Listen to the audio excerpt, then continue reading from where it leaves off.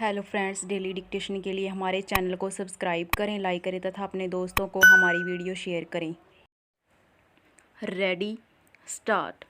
निर्वाचन आयोग के समक्ष स्वतंत्र और निष्पक्ष चुनाव संपन्न कराने के अलावा चुनावी हिंसा पर लगाम लगाना भी बड़ी चुनौती होती है। इसी के मद्देनज़र वह मतदान की तारीखों का निर्धारण और सुरक्षा बलों की तैनाती करता है। चुनावी हिंसा की दृष्टि से पश्चिम बंगाल, बिहार और उत्तर प्रदेश सबसे अधिक संवेदनशील माने जाते हैं। इनमें पश्चिम बंगाल में हिंसा की आशंका सबसे अधिक रहती है। वहाँ शायद ही कोई ऐसा चुनाव हो जब हिंसा और उपद्रव न होता हो। हालांकि इस बार दूसरे चुनावों की तुलना में कहा जा सकता है कि हिंसा कम हुई, पर कोई ऐसा चरण नहीं गुजरा जिसमें राजनीतिक दलों के कार्यकर्ताओं के बीच हिंसक झड़पें न हुई हों। सातवें और अंतिम चरण के मतदान की रात नदिया जिले में एक भाजपा कार्यकर्ता की हत्या कर दी गई, जिसे लेकर वहां तनाव पैदा हो गया। आरोप है कि तृणमूल कांग्रेस के लोगों ने उसकी हत्या की। तृणमूल का कहना है कि पारिवारिक रंजिश के चलते वह हत्या हुई।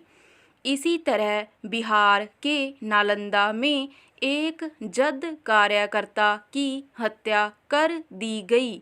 बताया जाता है कि वह कार्यकर्ता सातवें चरण के दौरान एक मतदान केंद्र पर एजेंट था। जद का कहना है कि राष्ट्रीय जनता दल और माकपा कार्यकर्ताओं ने अपनी हार की बौखलाहट में वह हत्या कर दी। पहरा। चुनाव के दौरान राजनीतिक दलों के कार्यकर्ताओं के बीच उत्तेजना और परस्पर टकराव कोई अनहोनी बात नहीं। वैचारिक टकराव जीत के जुनून में अक्सर हिंसा का रूप ले लेते हैं।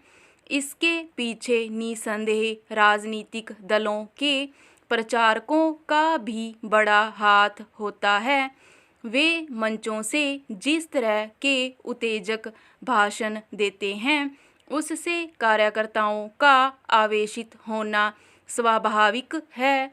इसी आवेश में वे अपने नेता और राजनीतिक दल के लिए मर मिटने को तैयार नजर आने लगते हैं। यह भी छिपी बात नहीं है कि राजनीतिक दल अब धनबल के साथ साथ बाहुबल को भी प्रश्रय देने लगे हैं। कई राजनीतिक दल बाहें फैलाकर बाहुबली नेताओं का स्वागत करते देखे जाते हैं। बेशक कुछ नेता सार्वजनिक मंचों से अपने कार्यकर्ताओं को संयम से काम लेने की नसीहत देते हैं, पर सच्चाई यही है कि कोई भी अपने उपद्रवी कार्यकर्ताओं के खिलाफ कठोर कदम नहीं उठाता। पश्चिम बंगाल में तो खुलेआम राजनीतिक दल अपने कार्यकर्ताओं की उपद्रवी गतिविधियों को संरक्षण देते देखे जाते हैं। ऐसे में वहाँ हिंसा का वातावरण सदा बना रहता है, न केवल चुनाव के दौरान बल्कि चुनाव के बाद भी। विधानसभा और पंचायत चुनावों के दौरान यह कुछ बढ़ जाता है। पहरा। दरअसल उन्हीं जगहों पर चुनावी हिंसा अधिक होती है जहां राजनीतिक कार्यकर्ताओं में वैचारिक के बजाय निजी स्वार्थों का संघर्ष अधिक होता है। पश्चिम बंगाल, बिहार और उत्तर प्रदेश में राजनीतिक कार्यकर्ता किसी न किसी लाभ के लोभ में राजनेताओं से जुड़े रहते हैं।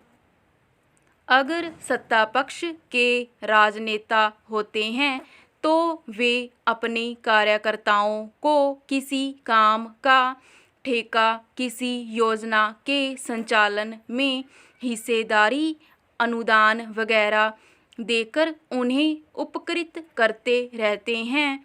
पश्चिम बंगाल और बिहार में यह कुछ अधिक देखा जाता है।